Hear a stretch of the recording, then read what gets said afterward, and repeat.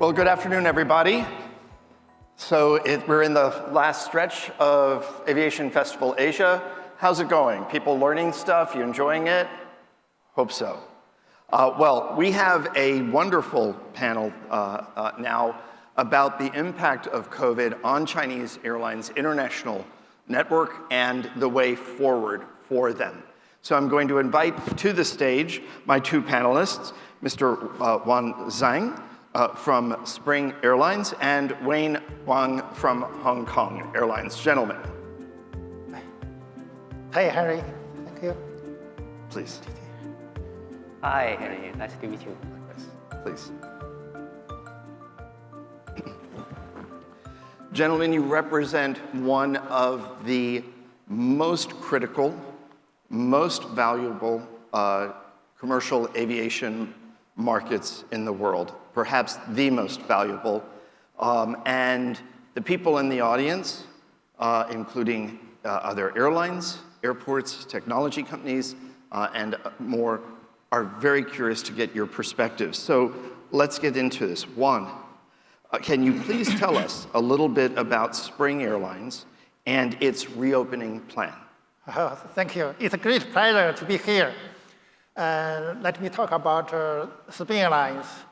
First one, two advantages and three service quality. As far as our reopen plan, I would say two restart and two rethink and two re-innovations. First, Spring Airlines is the first low-cost airline in China. We are one of the first private airlines in China, established in 2005. And we are the first private airline went to list in Shanghai stock exchange. And we have two advantages. The most competitive ticket price, 30% lower than the industry average. 30%? Yes. And we have the competitive cost control, also 30% lower than industry average. Wow. Though it's lost, but we have most profit in the industry in China. It's based on our three service quality. We are one of the most safe company airline in China. And we are the most punctual airlines in the industry since 1997 among the middle and large airlines in China. And we have the highest load factor. Almost every flight have some empty seats. Really? You run close to 100% load factor? When I'm the marketing department general manager, 95% load factor. Wow, 95%. And reopen. Now, in China, it has a strong demand. We can see this year the Spring Festival rush highly increased passenger numbers. For the whole country, China, by the end of last year, only less than 3,000 flights per day. But now, only in half a year, almost surpass 15,000 flights per day. So it's a rapid growth.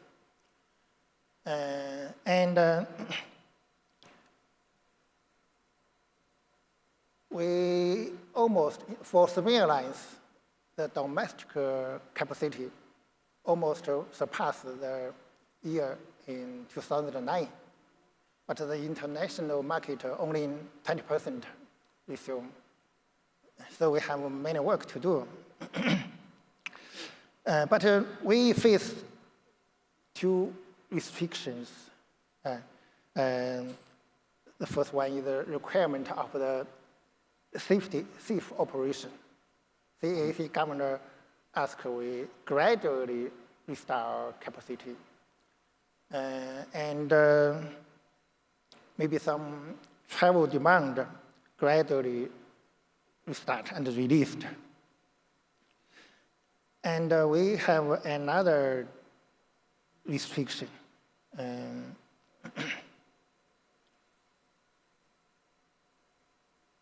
Maybe the travel demand will gradually, step by step, released. And we are waiting for the more stronger demand coming. About the three, we have three characters when we start. First one is the international passenger transportation market is expected to be slower than the domestic market. So for small airlines, only 20%. The domestic passenger transport will gradually recover during the Spring Festival travel rush.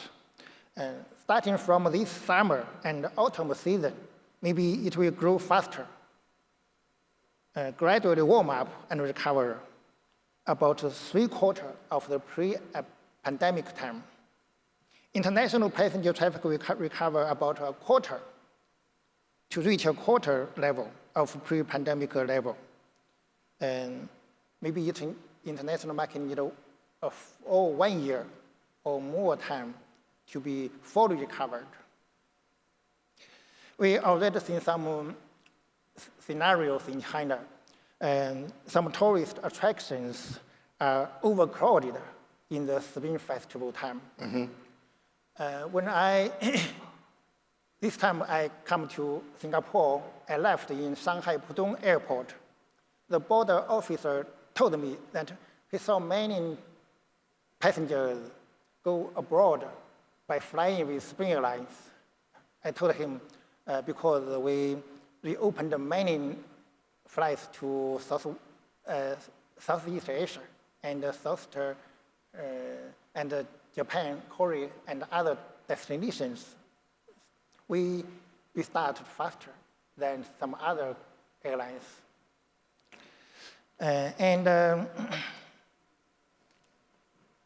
There are three keywords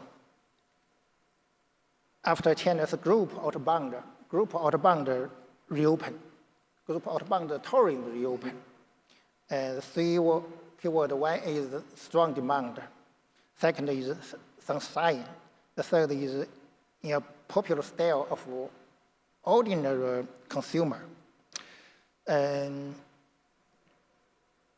then the three innovation. LCC are always innovators. We differentiation with other airlines, and the individuation and the creation. These three Asians make us develop the blue sea market. For example, international market. With Spring Airlines flight in 2009, the year we flight more than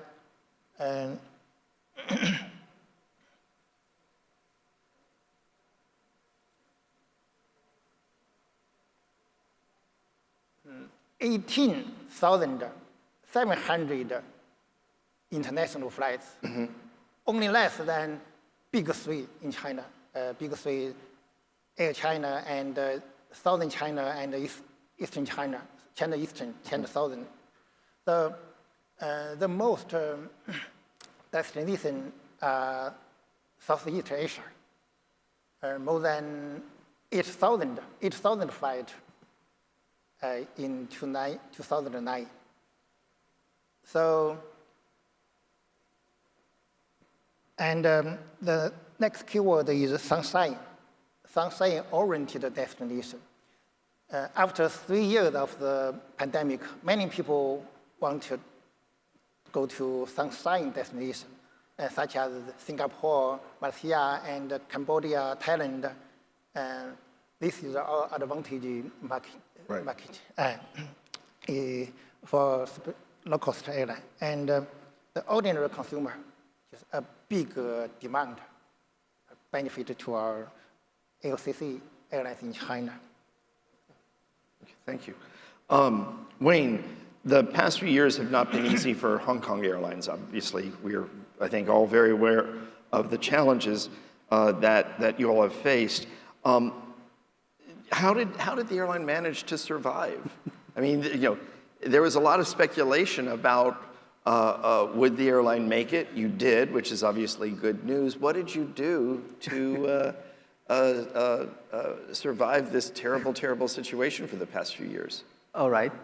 I think for the past 3 years, it's really a nightmare for all the airlines. And we are, especially for us, we are small and medium-sized airlines. We have around 36 aircraft before COVID time, and we did not get any government support compared to our competitors. So anyway, we survived. So I can speak to you now. Okay, I can share some initiative we have done. Yes, first no doubt we should cut costs, right? So we have suspended all the long-haul route from Hong Kong to North America, Hong Kong to Los Angeles, San Francisco, and Vancouver. We suspended the long haul, and then we optimize our fleet, and we terminate the lease of A350. It's a good aircraft for long haul, but we will focus more on the regional route. So we keep A320 and A330. And also we get support from our suppliers. They allowed us to pay by use, not by rental as aircraft rent. And also we we cut the fixed cost, like we get cut on the GDS cost, the office rent. So all this means we cut a lot of fixed cost. And we also get support from our employees. So they have joined long no-pay leave scheme. And this is one side. On the other side, we try all our means to increase revenue. So we still operate some cargo-only flight, passenger flight. Mm-hmm. So we have wide-bodied aircraft A330. It has a very good payload on the belly cargo, around 20 tons. So we fly from Hong Kong to like Taipei, Osaka, Bangkok. So the cargo is good. And we are also lucky we have a subordinary company, Hong Kong Air Cargo. It has A330 freighters. So it's quite profitable for the past 3 years. And also we try to change our business model from the legacy full-service airlines before the COVID time, and we are now changed to a hybrid, and we have launched like a basic fare product in the market, and you should pay for your checked baggage. And we also charge for the seat selection, and also during the COVID time, we find out that the people, they like to online shopping. So we work with banks and encourage them to use our co-branded card to accumulate mileage. So by all this means, finally, we survive. Well, it's fascinating to hear what you did. And when you used the wide bodies and passenger configuration for cargo, did you put the freight in the cabin as well as in the belly of the plane? Yeah, we just only belly cargo. no passenger. No, aboard. yeah. Okay, all right. Juan, what does the Chinese market, domestic, international, look like now? You started to discuss the recovery, and it sounds like domestic has recovered at a faster rate than your international travel. How do you see the recovery growing during the next few years? Do you believe that international will return to where it once was? Let me show you 3 groups of data. The first group is during the 3 years of the pandemic, the cumulative loss of Chinese airlines is 300 billion yuan, renminbi yuan, almost the same amount with European airlines, less than European line. European line is more than 323 billion. American Airlines lost half of the amount of China Airlines and Asia. The second group of data is that by December 2022, global civil aviation flights have recovered to 76% of their 2019 level. But for China's Chinese mainland has recovered only in 46%. But only in less than half a year, we recovered to 70% of 2019 level. So it's very fast, a big, strong demand released. And the third group is when we look forward this year, 2023, it estimated that 460 million passenger trips will be made in China, an increase of 8% year on year, and an overall recovery to about 70% of the pre-pandemic level totally. And we say there are 2 restrictions for Chinese marketing. The first one is the requirement of the shortage of the industry chains. For example, the day before yesterday, when I visited Changi Airport, the friend in Changi Airport told me that they are facing shortage of ground handling staffs. Mm-hmm. I joked with him that we have a ground handling company. We can transfer 2,000 staff to you, and you help us reopen our flight to Singapore or to other destinations. Wow. So it's very limited by the shortage of many sources of the industry. The second is the geopolitical factors. Ukraine wars between Ukraine and Russia, and the oil prices and other things. So, but we have 4 opportunities. 4 opportunities for some airlines. The first one is the supporting policy in China. In China,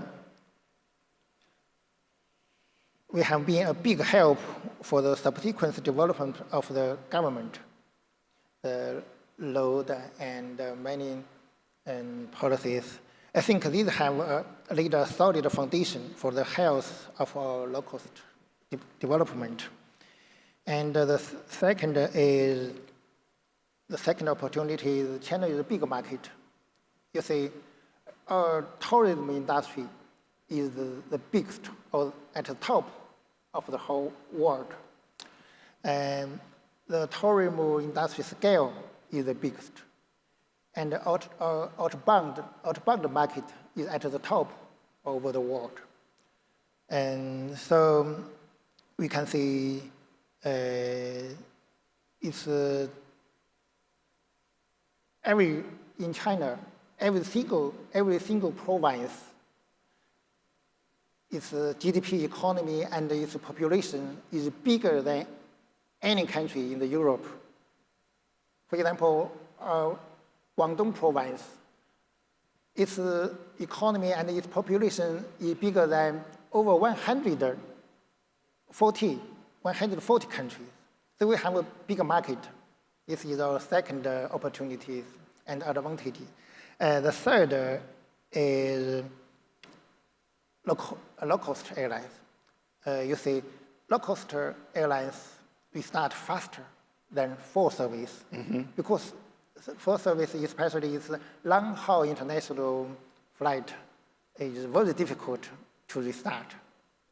So the fourth opportunity and the fourth advantage for our LCC in China is the sky integration opportunities among RCEP free trade agreement. ASEAN integration of aviation has been basically achieved in 2016. ASEAN is the first and the most important and the most open international air transport market for China. It's also the main international transport area for our line, Chinese Airlines. In 2010 to 2009, aviation passenger transport between China and ASEAN countries increased rapidly. The average growth is 20% per year, year on year. So the RCEP agreement will help us, will make China, ASEAN, the biggest aviation market in the world. The flight more than, and the passenger more than between US and Europe, because ASEAN countries and China are neighboring countries. And the adjacent regional characteristics and economic conditions between China and ASEAN are more suitable for LCC to develop the market. So we learn from other airlines and not to fall into the expansion trap, which were ultimately the downfall for many airlines. So these four opportunities and advantages is benefit for LCC airlines in China. Thank you. Wayne, what are your views about the Chinese market? What is Hong Kong Airlines' plans for the next few years? Will we see you go back into long haul? Will you come back to San Francisco where I live? Yeah. Okay, so yes, of course. For the Chinese market, it's really great potential. We have a great opportunity to exploit among the 1.4 billion populations.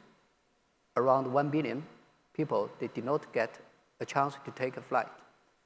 So in regarding to the international flight, I think the figure is even more. So we,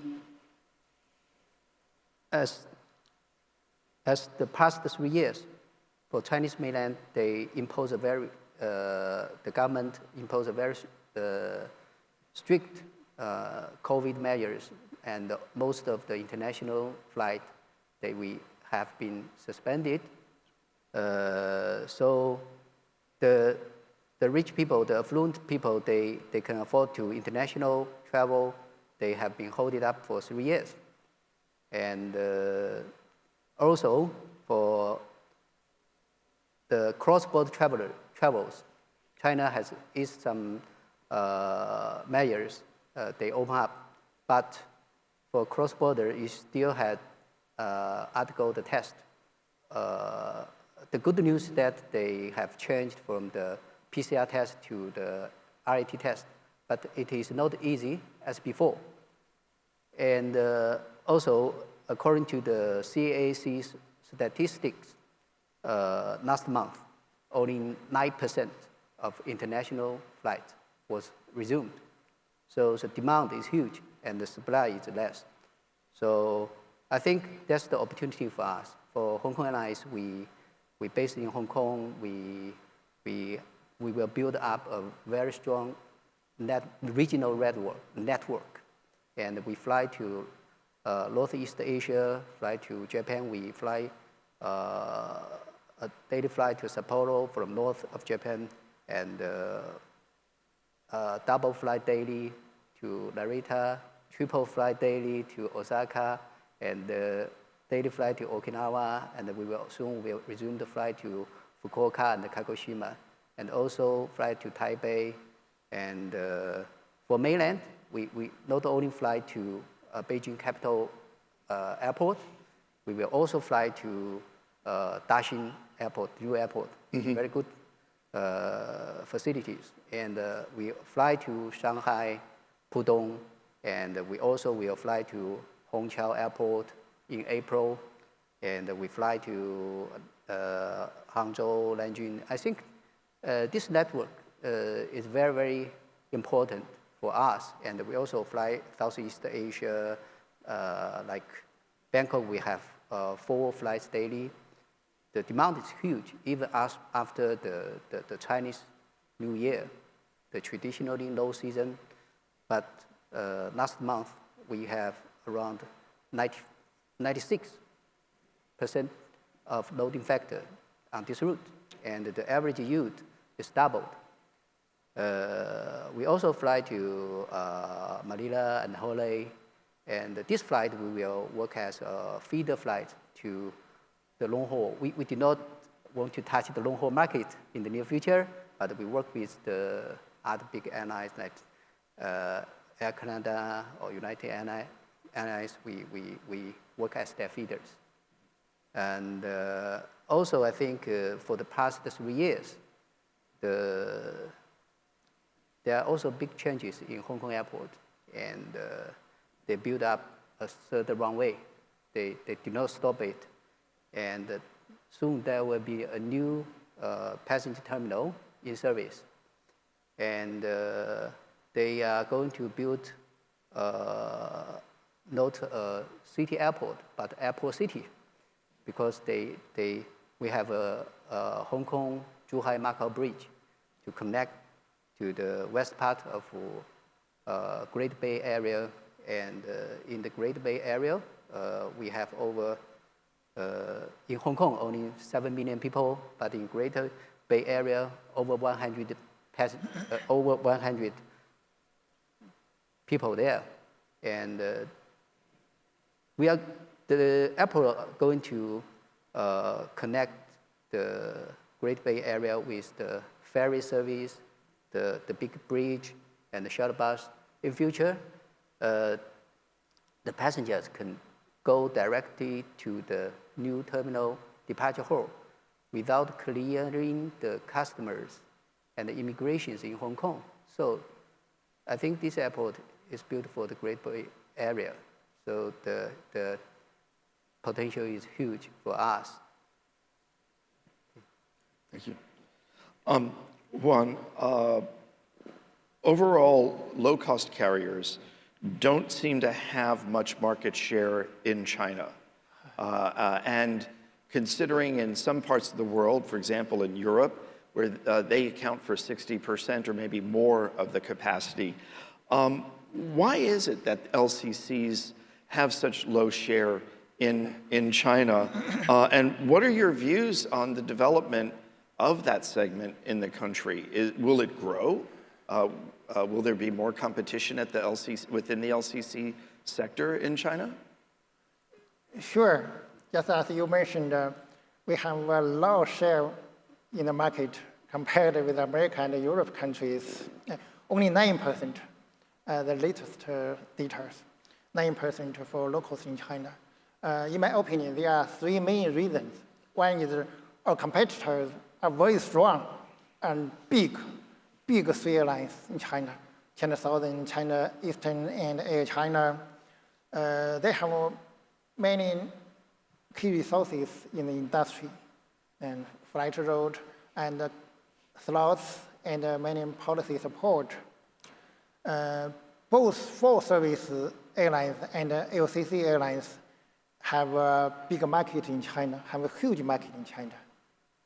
So we are just start because LCC emerged in China later than America and later than in Europe, only in less than 20 years, 9%. I believe give us more times in the near future, maybe a big shares. The second reason, I think, is that China's administration control strictly. LCC seems almost a new startup airlines, but in China, the administration organization shut down closed the doors to new startup airlines for safe reasons. So LCC emerged with the sky open, so maybe it needs time. Third, though LCC has a low share, but we can find its profound impact on the market. Many full-service airlines, they don't name LCC, but they use and they copy the model of LCC in terms of control cost. For example, single aircraft tips and fuel food in cabin, and some strictly baggage restrictions and more baggage revenues. So it has a big impact for the industry. For LCC developed in China, I think we face one uncertainty and two challenges. One uncertainty is the pandemic. Maybe it's not as developed as a V shape as we expected. Maybe it's a W shape. So we should be cautious to the pandemic development in the near future. And the two restrictions is one is the safety control and the shortage of professional staff. Need 1 year or more times to full recovery. And the next challenge is maybe the demand will not be released strongly as we expected. You see many crises, economic crises over the world will impact it. But anyway, we have 4 opportunities I just mentioned. So we believe and we are optimistic. These are seeing that pessimists tend to be right, but optimists tend to succeed. Very well said. Okay. Wayne, there are 4 airlines headquartered in Hong Kong. Yours, Cathay Pacific, Hong Kong Express, and Greater Bay Airlines. That's a lot of airline capacity for Hong Kong. What is the unique selling proposition for Hong Kong Airlines? You mentioned earlier that you'd evolved the business model, but how do you differentiate your airline from its competitors so that consumers don't view you as alike and choose you for the right reasons? Yeah. Good questions. So let me elaborate more about our strategies and market positions. And I think compared to the competitors, we are working in the middle. So we still target to offer a quality service. We still target 4-star airlines, which we used to have in the past, in the 2018, 2019. And we are flexible, so we still distribute our inventory product through GDS, and we also have our website and apps.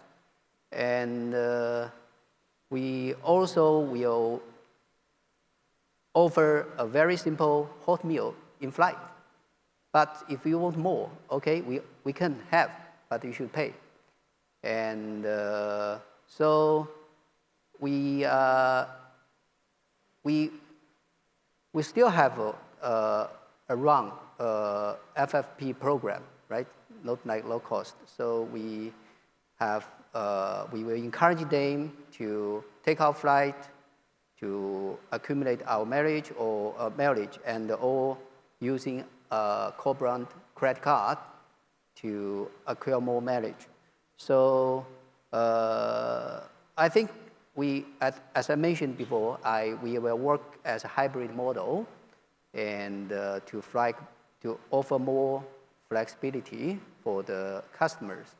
We focus not only on the young people, and also we care the senior citizens. We still run a call center, and maybe some airlines may think the call center will be a cost, but for us, it's a revenue because if you call for a service, we will charge for that, for the new ticket or ticket change.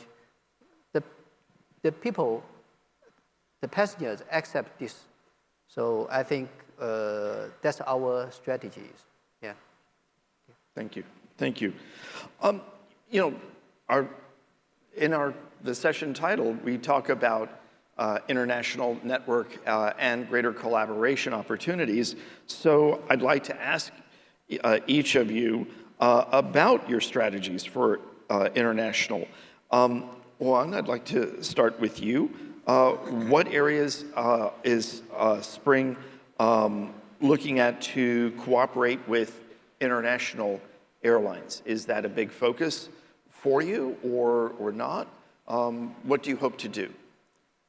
Actually, it seemed that it's not easy for LCC to do more international collaborations, and due to the cost control and the system connection and the weak demand, because we are all new started airlines, we are limited in and focus on our market.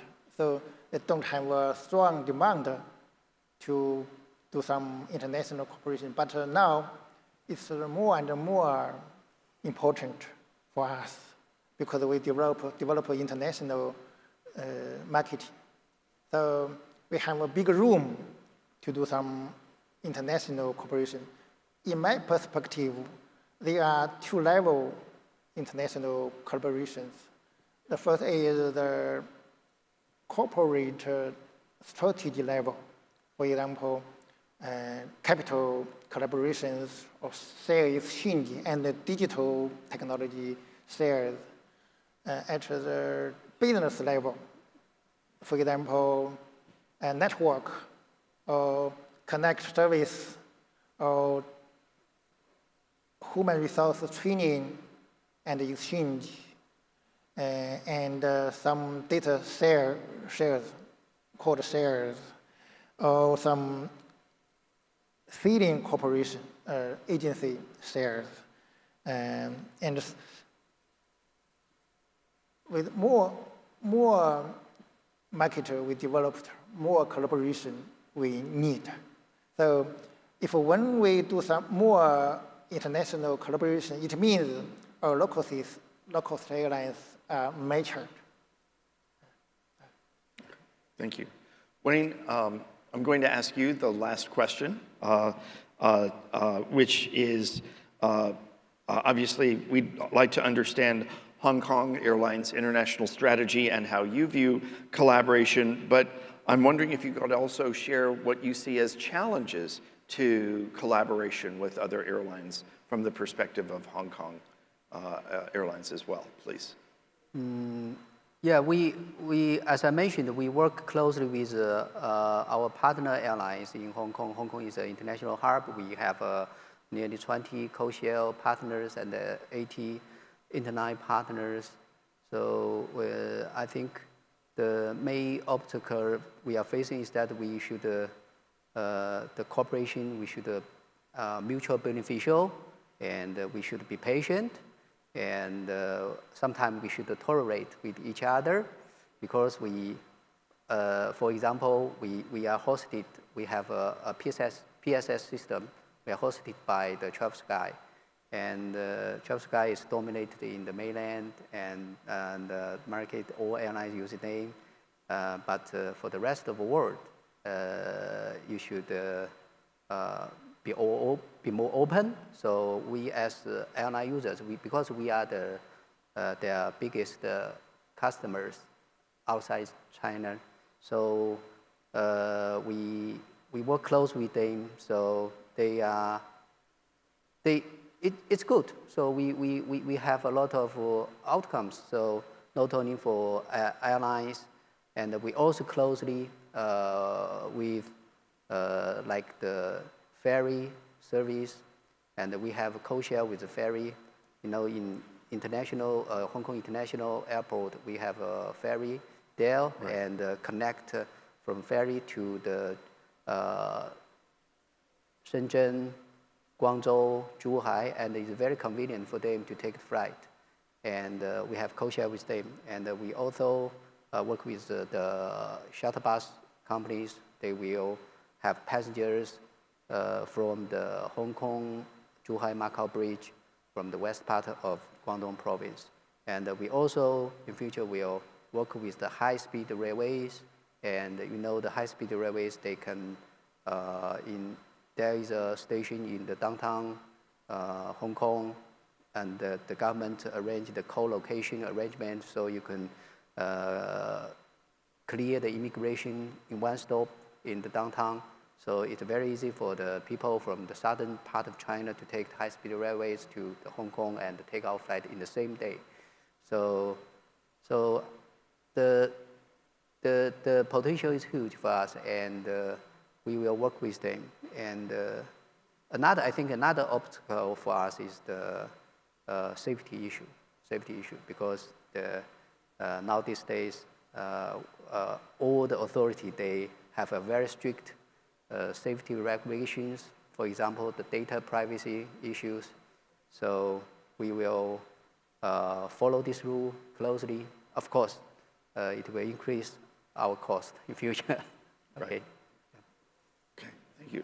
Gentlemen, thank you very much for your comments this afternoon. Ladies and gentlemen, please join me in thanking Wang and Wang for sharing their thoughts about the opportunities for collaboration in the international market in China. Thank you. Pleasure.